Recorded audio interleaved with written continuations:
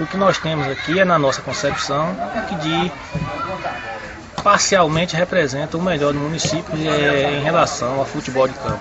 Temos vários nomes, vários valores, mas infelizmente só podíamos contar com 22 atletas, dos quais dos 22 alguns se machucaram e não puderam comparecer. Mas o que está aqui está para representar o município da melhor maneira possível.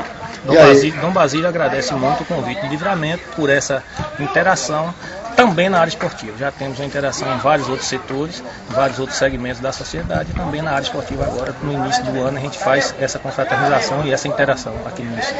E Dom Basílio é o atual campeão do torneio. E o que você acha? Vai ganhar de novo ou como é que é? O atual campeão do torneio, e vimos com toda a força, com toda a responsabilidade de mantermos o título, mantermos o campeonato, digamos assim, de uma forma soberana, com toda a modéstia, mas viemos para ganhar, estamos com força suficiente para ganhar.